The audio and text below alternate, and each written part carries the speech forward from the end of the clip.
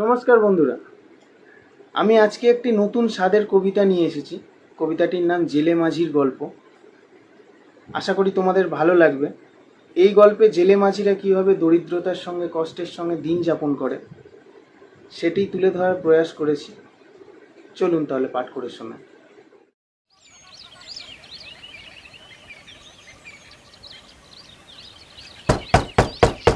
রে বাড়ি আছিস ভোলা?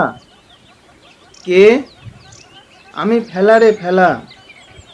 পড়ছিস কি ঘরে বসে? নদীতে জোয়ার এসেছে, চল ভাষায় মোদের ভেলা।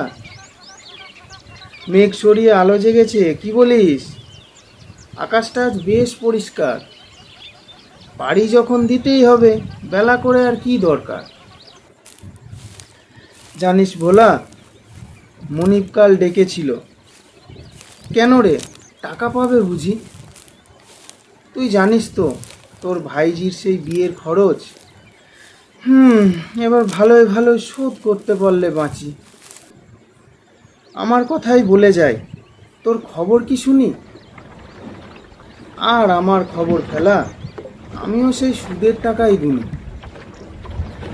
তোর বৌদি মরার পর ছেলেটা গেল রাজমিস্ত্রির কাজে। শুনছি নাকি সেখানে নেশা করছে আজে বাজে। কাকার কাছে 30,000 টাকা নিলাম, 100 টাকায় বছরে 15 টাকা সুদ। ভাবলাম ছেলেটা যাচ্ছে অত দূরে কাজে, আমার তো এই দশা। মা মরা ছেলে, অন্তত ও ভালো থাকুক। আমার আর কি হবে, আমার তো সবই শেষ। দেখে মরতে পারলে বাঁচি, ছেলেটা নিজের পায়ে দাঁড়িয়েছে শেষ।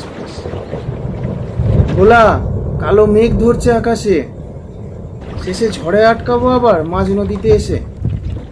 নে নে পাল তোল, এবার ফিরতে হবে পারে। সময় না গেলে মাঝ নদীতে মরতে হবে ঝড়ে পড়ে। হ্যাঁ, আর কি হবে বল, সারা জীবনই দরিদ্রতা, রয়েছে মনের অসুখ।